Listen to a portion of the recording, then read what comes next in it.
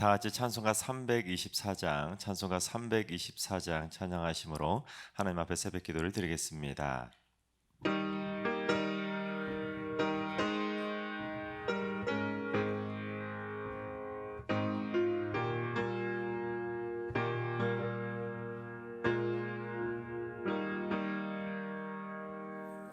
예수 나를 오라 하네, 예수 나를 오라 하네. 어디든지 주를 따라 주와 같이 가려네. 주의 인도하심 따라, 주의 인도하심 따라, 어디든지 주를 따라 주와 같이 가려네. 겟세마네 동산까지 주와 함께 가려네. 피땀 흘린 동산까지 주와 함께 가려네. 주의 인도하심 따라, 주의 인도하심 따라, 어디든지 주를 따라 주와 같이 가려네.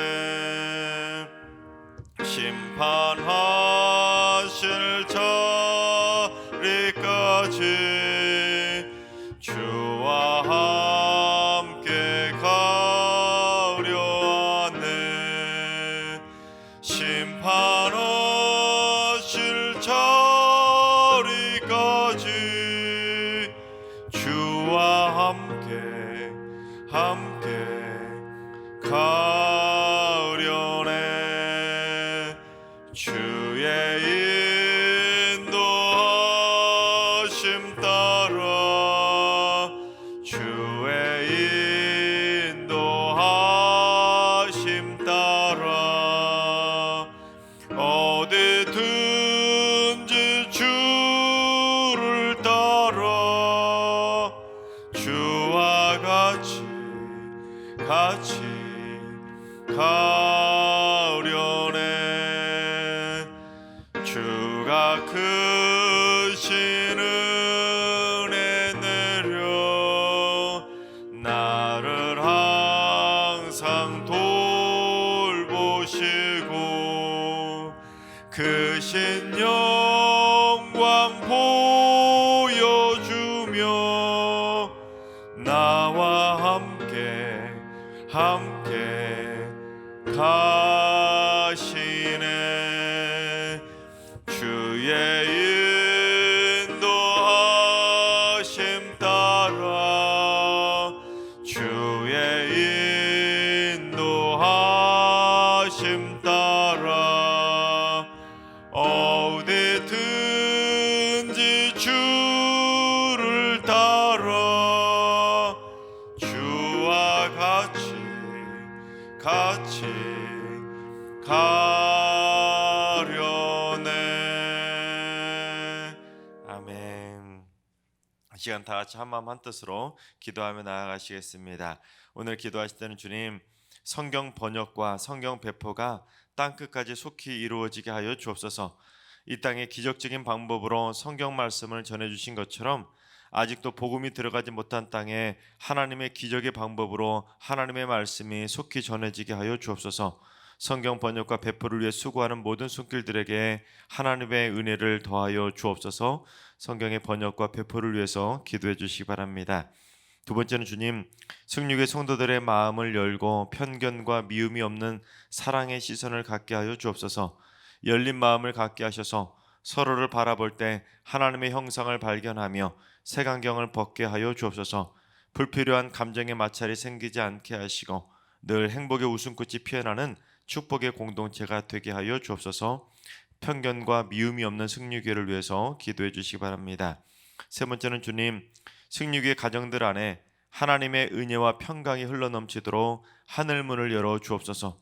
가정 안에 예배의 감격이 살아나게 하시고 온 가족이 말씀과 기도로 무장하고 믿음과 소망과 사랑의 열매를 맺어가는 살아있는 주의 가정이 되게 하여 주시옵소서. 우리 칭찬받는 믿음의 가정들을 위해서 기도해 주시기 바랍니다. 이 시간 세 가지 기도 제목으로 3분 정도 통성으로 기도하며 나아가시겠습니다. 다 같이 기도합니다.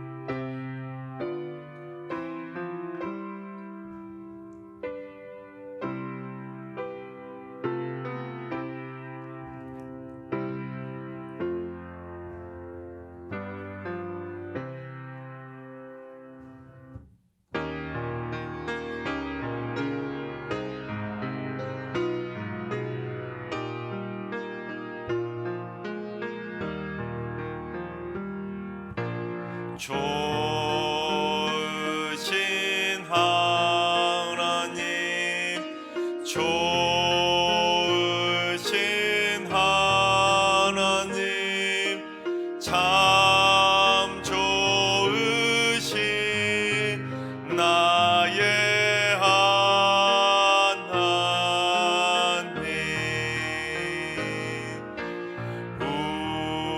우리의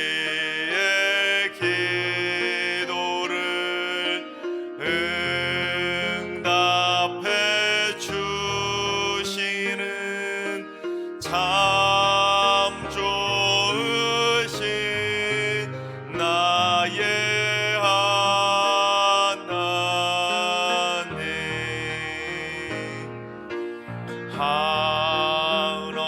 한없는 은혜를 우리에게 주시는 참 좋으신 우리 하나님.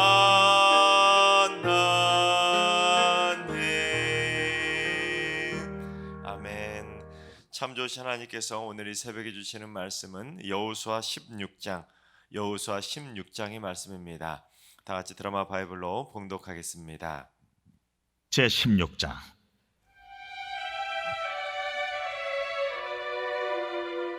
요셉 자손이 제비 뽑은 것은 여리고 샘 동쪽 곧 여리고 곁 요단으로부터 광야로 들어가 여리고로부터 베델 산지로 올라가고 베델에서부터 루스로 나아가 아렉 족속의 경계를 지나 아다롯에 이르고 서쪽으로 내려가서 야블렛 족속의 경계와 아래 베토론과 게세레까지 이르고 그 끝은 바다라.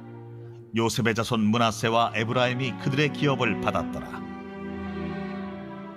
에브라임 자손이 그들의 가족대로 받은 지역은 이러하니라. 그들의 기업의 경계는 동쪽으로 아다롯 아달에서 윗 베토론에 이르고 또 서쪽으로 나아가 북쪽 믹무다에 이르고 동쪽으로 돌아 다아낫 실로에 이르러 야누아 동쪽을 지나고 야누아에서부터 아다롯과 나아라로 내려가 여리고를 만나서 요단으로 나아가고 또 타푸아에서부터 서쪽으로 지나서 가나 시내에 이르나니 그 끝은 바다라. 에브라임 자손의 지파가 그들의 가족대로 받은 기업이 이러하였고 그 외에 므낫세 자손의 기업 중에서 에브라임 자손을 위하여 구분한 모든 성읍과 그 마을들도 있었더라. 그들이 게셀에 거주하는 가나안 족속을 쫓아내지 아니하였으므로 가나안 족속이 오늘까지 에브라임 가운데에 거주하며 노역하는 종이 되니라. 아멘. 할렐루야. 하나님께서 오늘도 새날을 선물로 주셨습니다. 오늘 하루도 주님과 동행하면서 믿음으로 담대하게 승리하는 행복한 하루가 되시기를 주님의 이름으로 축원합니다. 이 세상에는 집이 참 많이 있지 않습니까? 크기도 다르고 모양도 다르고 정말로 다양한 집들이 있습니다. 큰 집도 있고 작은 집도 있고 아파트도 있고 단독주택도 있고 지역마다 나라마다 정말로 집의 모양이 천차만별로 다양한 집들이 있습니다. 근데 이 세상에 살아가는 사람들이 살고 있는 집을 따지고 보면 결국에는 세 가지의 집에서 살고 있다고 말할 수가 있을 것입니다. 첫 번째는 건물로서의 집에서 살고 있다고 말할 수가 있을 것입니다. 콘크리트 집에서 살든 벽돌 집에서 살든 나무 집에서 살든 사람들이 살고 있는 그 집의 구조를 살펴보면 건물이라는 곳에서 그렇게 사람들이 살고 있다는 것이죠. 물론 이 땅에 살고 있는 사람들 중에 땅 한 평도 자기 집이 없어서 그렇게 어렵게 두 다리 쭉 뻗고 마음 편히 살고 있는 그러한 사람들이 없는 분들이 많이 있습니다. 또는 잘 사는 나라라고 해서 노숙자가 없는 것이 아니라 잘 사는 나라도 빈부격차에 따라서 지금도 노숙자들이 많이 생겨나고 있는 현실입니다. 그런데 그러한 노숙자를 떠나서 자기 집에서 살든 월세에서 살든 전세에서 살든 이 땅에 태어나는 사람들은 건물이라고 하는 자기만의 그 사적인 공간에서 살고 있다고 말할 수가 있다는 것입니다. 우리 승리교회 안에서도 집을 가지고 계신 분도 계시고 월세로 사신 분도 계시고 전셋집에서 사시는 분들도 계시는데 바라옵기는 우리 승리교회 모든 성도님들은 전세나 또는 월세를 감당하지 못해서 어려움을 당하는 분들이 한 분도 나오지 않고 앞으로 빠른 시간 내에 모든 성도님들이 편안하게 자기 집에서 살아가는 행복한 믿음의 백성들이 다 되시기를 주님의 이름으로 축원합니다. 두 번째는 허무하고 공허한 마음의 집에서 살고 있는 사람들이 참 많이 있습니다. 오늘 본문에는 에브라임과 므낫세 자손, 즉 요셉 자손들에게 땅을 분배하는 내용이 기록되어 있습니다. 1절부터 4절까지는 요셉 자손에게 부여된 그런 분배된 그러한 그 땅을 크게 큰 그림을 그리고 소개하고 있는 내용이 담겨져 있고 우리 5절부터 10절까지는 그 중에서도 에브라임 지파가 받은 땅을 소개하고 있습니다. 그리고 다음 장인 17장에는 므낫세 자손이 받았던 땅에 대해서 소개하고 있는 내용이 기록되어 있습니다. 그래서 이 요셉 자손이 받았던 땅들의 이름들을 쭉 조사하다 보면 그 중에 집이라는 뜻이 들어가 있는 지명이 두 개가 있는 것을 확인할 수 있습니다. 먼저 3절에 보시면 베토론이라는 지명이 있는 것을 보게 되실 텐데 이 베토론은 집을 뜻하는 단어인 바이트라는 단어와 호르라는 단어가 합해진 단어입니다. 그러니까 이 베토론이라는 것은 호르의 집이라는 뜻을 가지고 있다고 말할 수가 있습니다. 자, 그렇다면 이 호르는 무엇이냐? 호르는 무슨 뜻이냐면 틈, 구멍, 동굴, 무슨 우묵한 곳, 그런 것을 뜻하는 단어가 바로 호르입니다. 그러니까 호르의 집이라는 것은 구멍난 집 또는 동굴집 같은 것을 의미한다고 말할 수가 있는 것입니다. 그래서 상징적으로 이 베토론이라는 단어의 뜻은 마음의 구멍이 뻥 뚫린 것처럼 공허하고 허무한 그러한 마음의 집을 의미한다고 말할 수가 있는 것입니다. 그런데 사람들이 그처럼 공허하고 허무한 마음의 집에서 살아갈 때가 어떨 때 그런 공허한 집에서 살아가냐면 육체의 소욕을 따라갈 때 그처럼 허무하고 공허한 마음의 집에서 살아가게 됩니다. 우리 갈라디아서 5장 19절에서 21절까지 봉독해 보겠습니다.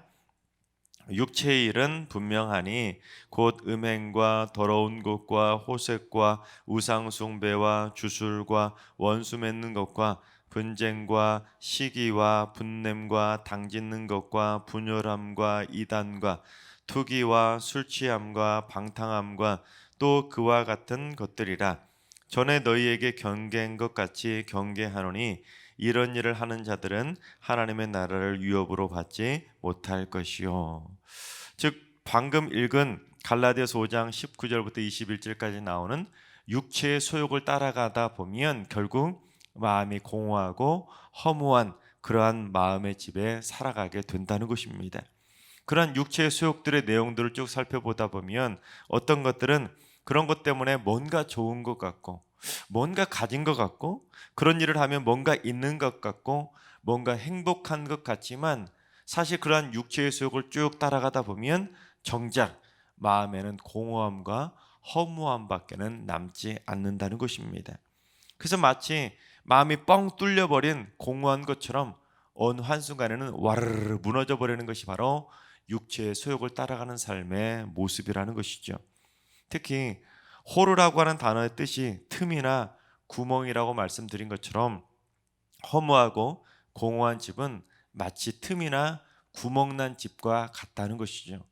특별히 끝을 알 수 없는 동굴처럼 허무하고 공허한 집은 바닥을 알 수 없기 때문에 한번 그 허무하고 공허한 집에 빠지면 바닥이 없는 것처럼 끝이 없듯이 밑으로 쭉 계속해서 추락하게 되는 것입니다. 하지만 세상에 많은 사람들이 그처럼 허무하고 공허한 베토론이라고 하는 집에서 살아가고 있습니다. 너무나 많은 사람들이 살아가고 있는데 정작 문제는 하나님을 믿으면서도 베토론이라고 하는 허무하고 공허한 집에서 살아가고 있는 이들이 많이 있다는 것입니다. 어서 빨리 하나님을 믿으면 그 베토론의 집에서 허무한 집에서 빠져나와야 되는데 그 베토론의 집에서 미련을 두고 아직도 빠져나오지 못하고 있는 성도들이 많이 있다는 것입니다. 마치 롯의 아내와도 같지요. 하나님께서 롯에게 그 소돔과 고모라 땅이 멸망할 것이라고 경고하자 롯이 아내하고 두 딸을 데리고 그 소돔과 고모라 성을 탈출하지 않습니까? 하지만 롯의 아내가 어떻게 했죠? 미련을 두고 그 소돔과 고모라 성을 향해서 뒤돌아보지 않습니까? 왜 뒤돌아봤겠습니까? 미련 때문이지요. 그곳에서 살았던 육체의 소욕을 따르고 또한 그곳에서 즐기던 삶, 자신이 지금까지 누리고 살아왔던 그 풍요했던 땅에 미련을 두었기 때문에 결국 롯의 아내는 소금 기둥이 되는 하나님의 심판을 받지 않았습니까? 그래서 바울도 육체의 소욕을 따라가는 삶은 결국 하나님의 나라를 유업으로 받지 못할 것이라고 경계할 수밖에 없었던 것입니다. 하나님께서 사랑하신 여러분, 우리 모두 다 육체의 소욕을 따라 살아가다 허무하고 공허한 집에 빠져버리는 베토론에서 어서 빨리 나올 수 있길 바랍니다. 우리 모두 다 절대로 베토론에 미련 두고 살아가지 말고 우리 모두 다 허무하고 공허했던 그 마음의 집에 오직 하나님의 은혜와 하나님의 넘치는 사랑으로 가득 채우며 살아가시기를 주님의 이름으로 축원합니다. 세 번째는 하나님의 집에서 살아가고 있습니다. 본문 1절과 2절에는 베델이라고 하는 지명이 나오는데 역시 집을 뜻하는 바이트와 하나님을 뜻하는 엘이라는 단어가 합해진 단어입니다. 그래서 하나님의 임재와 하나님의 또한 사랑을 느끼고 또한 하나님의 축복을 받는 하나님의 집 베델에서 사는 사람들이 있다는 것입니다. 실제로 아브라함은 가나안 땅에 도착해서 이 베델이라는 곳에서 하나님을 만나지요. 그곳에서 하나님으로부터 내가 너 자손에게 이 땅을 줄 것이라고 그 가나안 땅에 대한 약속을 해주셨습니다. 그 땅이 바로 베델이었죠. 또한 아브라함의 손자 야곱도 이 베델에서 특별한 경험을 하지 않습니까? 사닥다리를 통해서 천사들이 하늘로 오르락 내리락 하는 그 환상을 보지 않습니까? 그리고 야곱은 이 베델에서 이름을 이스라엘로 바꾸는 새로운 이름을 부여받게 됩니다. 그리고 야곱도 할아버지 아브라함이 들었던 그 땅에 대한 약속의 말씀을 또다시 듣게 됩니다. 그렇습니다. 하나님의 백성들은 공허하고 허무한 베토론의 미련을 두지 말고 어서 빨리 베토론을 나와서 하나님을 만나고 하나님의 축복의 말씀을 듣는 이 베델의 땅으로 들어가서 살아야 된다는 것입니다.